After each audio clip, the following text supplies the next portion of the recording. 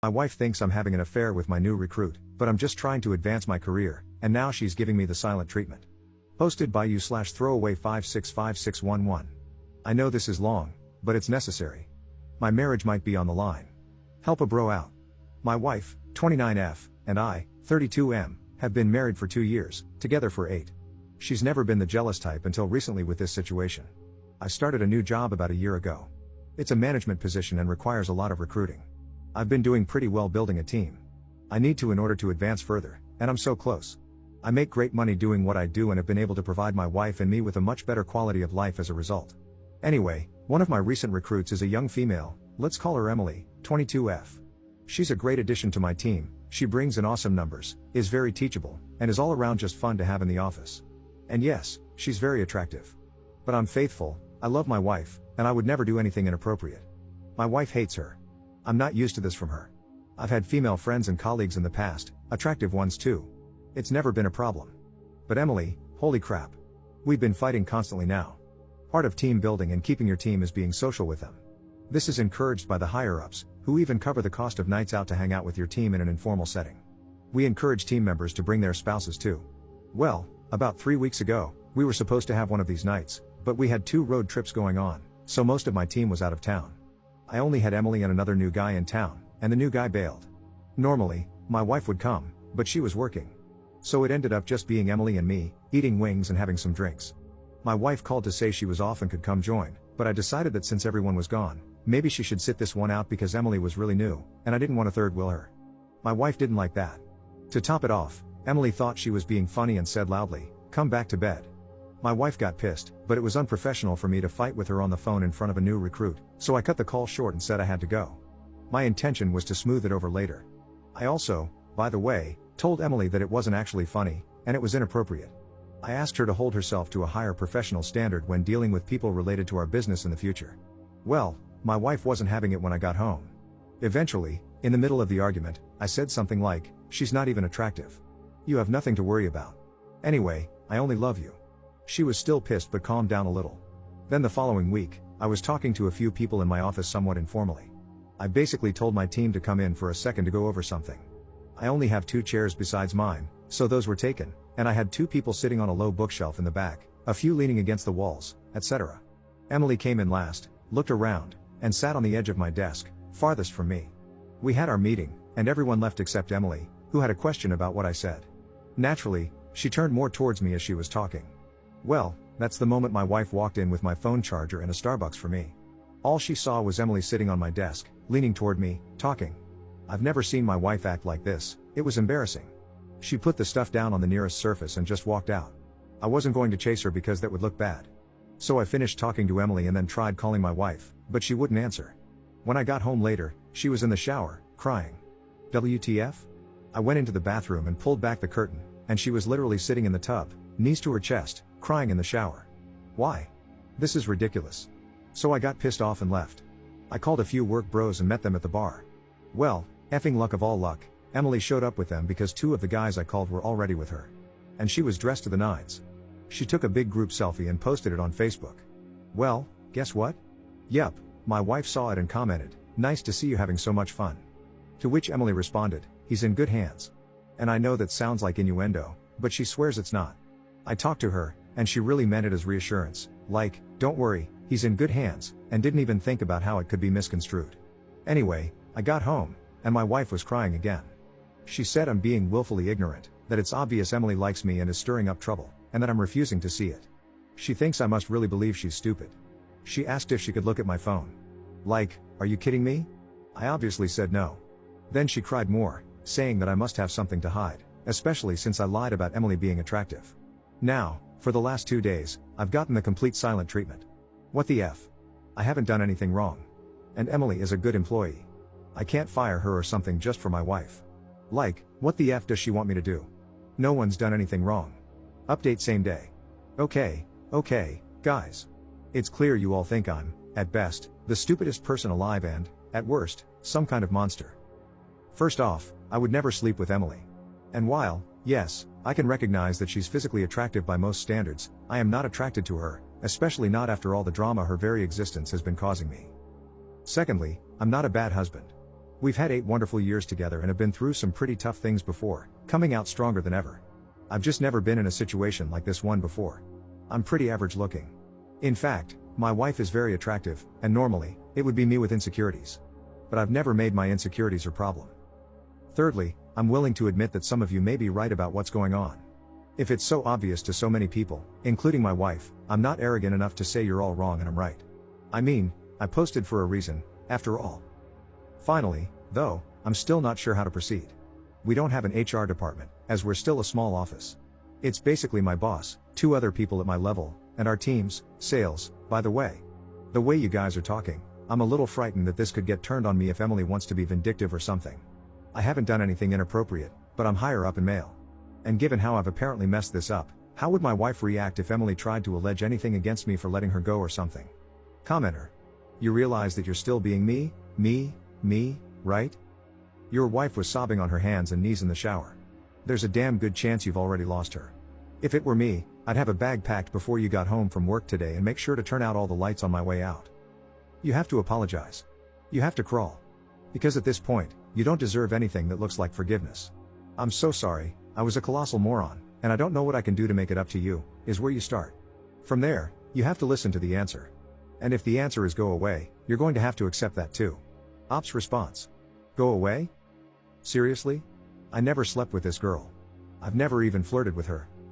The crying in the shower thing, yeah, that was effing stupid. Out of all of it, I feel the worst about that because I did have control over it. No one was watching. There are no excuses. But for our relationship to fall apart after 8 years over a sequence of events that have only happened over the past 3 to 4 weeks? That's a bit extreme, don't you think? I need to know what to do next so I don't keep effing up, on both fronts. Begging for forgiveness is a good start.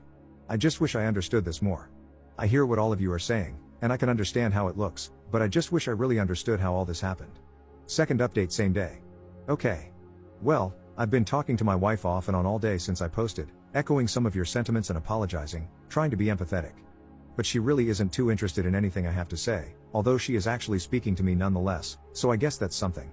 I have Emily an assignment that requires her to be mostly out of the office and in the field for the next couple of days under the supervision of someone else, so we shouldn't really have contact for now while this is getting sorted.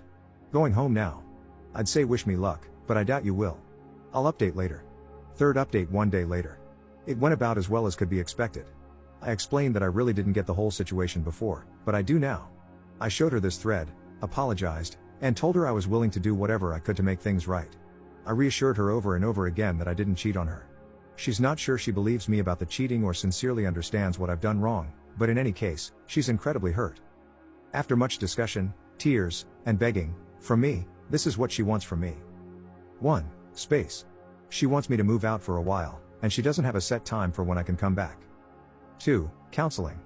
Both as a couple and separately. She says this incident isn't the first time I've been unable to see things from her point of view and have hurt her as a result. Not only that, but she feels she needs help trusting me again. 3. Like many of you, she thinks, putting it mildly, that Emily needs to go away, far, far away. She wants me to tell Emily why and wants to be able to listen in somehow. I don't know how I'm supposed to do that. I feel like it crosses some sort of professional line, whether I'm willing or not. And finally, she said she doesn't know what's going to happen with us, even if I do all these things. She cried a lot, which isn't surprising. I feel awful, scared, and really effing stupid. I love my wife, and I haven't done a good job of showing it lately, I realize that now. But I really don't want to lose her. I'll be speaking to my boss tomorrow about how best to deal with this in terms of letting her go, transferring her, or something. My wife wants her fired, period. I'll see what I can do. I'm in a motel right now. I spoke to my father, and he pretty much told me I'm an idiot and to do whatever it takes to fix this. My parents are very fond of my wife. Thanks again, guys. I didn't realize how bad this was. God only knows how much worse it could have gotten. Op when told Emily should be fired. I'm aware she should be fired. If you've read all my posts in this thread, you know I've figured this out. I spoke with my boss today. After first making sure I truly hadn't done something inappropriate with her, he agreed that she needs to go. You have to understand that the culture of our small office is very informal.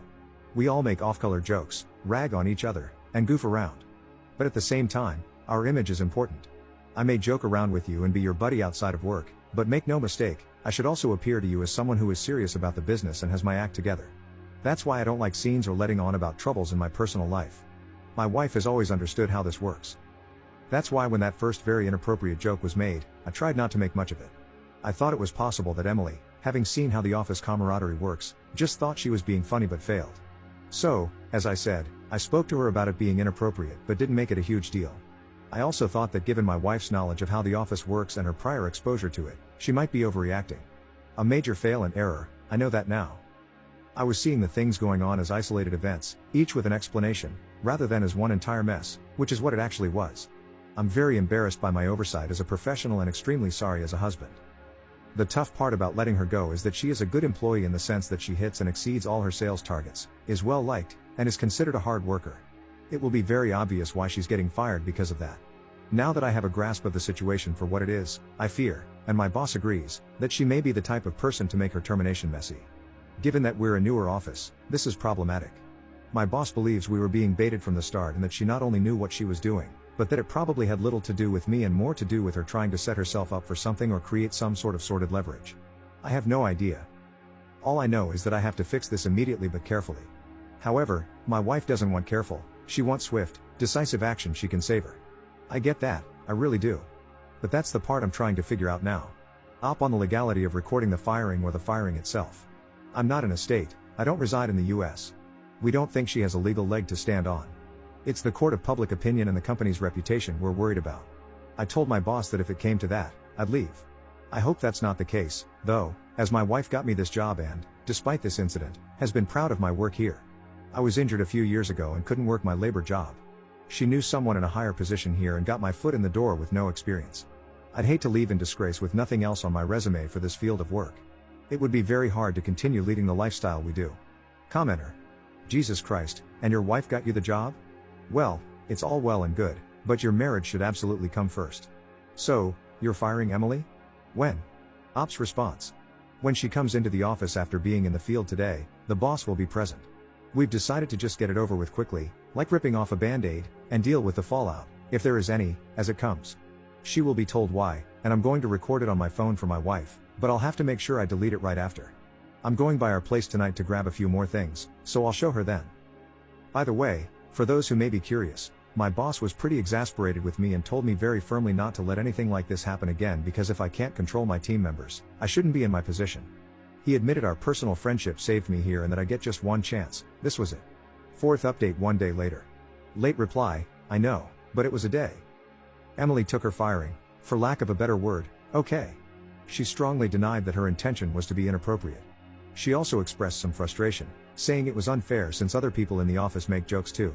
My boss spoke up at that point, stating that others don't make jokes like that and that I had already warned her once about being inappropriate in that particular regard. Again, she denied that her comment about me being in good hands was anything other than an innocent mistake. Once more, my boss stepped in and reminded her that as a new employee, she was still under probation, meaning he could dismiss her without explanation if he wanted, and that he simply did not feel she was a good fit. He then threw the ball back to me, so to speak, and asked if I agreed. I said yes, we were in agreement. She just shrugged and said, well, I don't know what to say then. Goodbye, I guess. And as she collected her things and left, she took a parting shot at me, saying that in my dreams, she'd be interested in me. My wife listened to the recording. I don't think it was what she wanted. She seemed disappointed. I think she wanted me to really tell Emily off. And you know, maybe I should have? But my boss was involved, and we were trying to get rid of Emily without rocking the business.